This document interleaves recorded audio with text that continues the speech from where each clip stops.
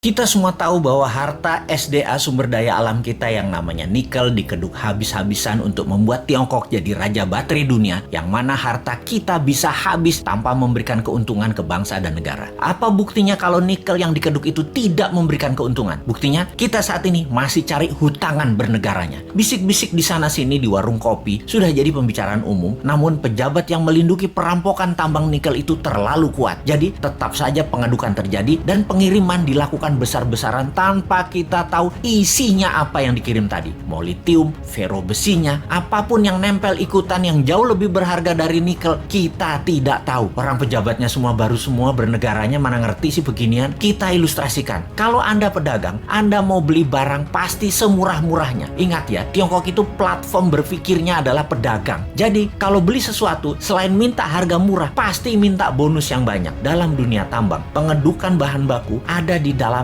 masih all in. Semuanya masih ada. Mulai dari barang berharga, katakanlah nikel, ada juga impuritiesnya atau barang yang tidak pure atau barang yang tidak murni atau barang yang tidak diperlukan seperti tanah dan lain sebagainya. Masih tercampur. Lalu dibersihkan. Macam-macam cara pembersihannya. Ada di leaching, diproses. Tujuannya untuk membuang barang yang tidak dibutuhkan. Katakanlah 75% terbuang, tinggallah 25%. Kalau dibawa 100% ke Tiongkok, yang 75% tadi adalah taiknya tambang yang nggak diperlukan. Taiknya mah tinggal di Indonesia aja. Makanya sekali lagi, taiknya dibuang di Indonesia aja. Kalau tadi dari 1 ton produksi tambang nikel ada 2% kandungannya. Setelah diproses tinggal 20%, nikelnya tetap 2%, tapi bukan dari 1 ton, dari 250 kilo. Nah, dalam 250 kilo ini ada fero juga, ada litium juga, ada macam-macam yang dibayar yang paling murah. Yang dibayar apanya? Nikelnya doang. Feronikel, nikel laterit, dan banyak lagi unsur logam dan mineral yang sudah disarikan tidak dibayar oleh Tiongkok. Kita asli bernegara ini bodoh memang. Dan penjajah perampok itu dikasih karpet merah lagi, dilindungi, dan tidak ada yang sadar. Kalau ada yang sadar, maka segerombolan buzzer pecinta cuan anti NKRI mulai memecah belah bangsa dan mencari sisi positif yang kecil dibesar-besarkan dari sisi bosnya, tapi mencari sisi buruk, pengkritisi tanpa solusi, dan diputer-puter beritanya agar rakyat tahu pengkritisi itu dosa. Apa yang terjadi kalau hal ini didiamkan dalam jangka pendek? Bukan dalam jangka panjang ya, pendek ya. Negara kita akan miskin, pejabatnya makin kaya, rakyat nambah lapar. Kita hanya mengingatkan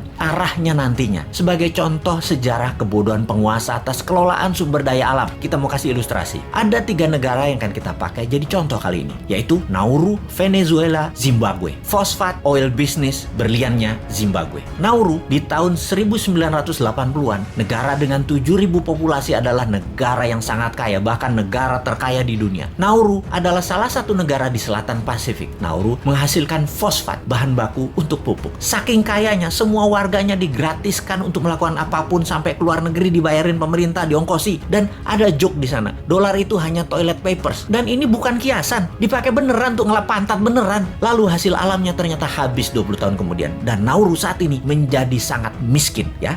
Itulah cerita sederhananya. Venezuela dimanja dengan 95% minyak dan gasnya yang diekspor, membuat negara ini menjadi negara petrodolar. Begitu harga minyak anjlok dan uang hasil ekspor tadi hanya buat foya-foya, bukan untuk membangun sektor lain, Venezuela hyperinflasi dan menjadi negara miskin sekarang. Saat ini ketika harga minyak naik, Venezuela sudah tidak bisa produksi lagi dan tidak ada negara mau beli minyak dari Venezuela. Jadilah Venezuela negara paria, negara setengah gagal. Terakhir, Zimbabwe, penghasil berlian. Begitu tambang berlian habis, pecah perang saudara, ambyar negara Zimbabwe yang tadinya makmur dan menjadi salah satu negara termakmur di Afrika. Kesamaan ketiganya adalah tidak bisa mengelola sumber daya alam dengan baik, dijual murah, dikeduk asing, dilindungi pejabat yang berkuasa pada saat itu. Semoga kita bukan jadi negara yang keempat. Uang pinter semua kok pejabatnya, gak mungkin lah ditipu Tiongkok. Emangnya kayak bos men, bodoh beneran.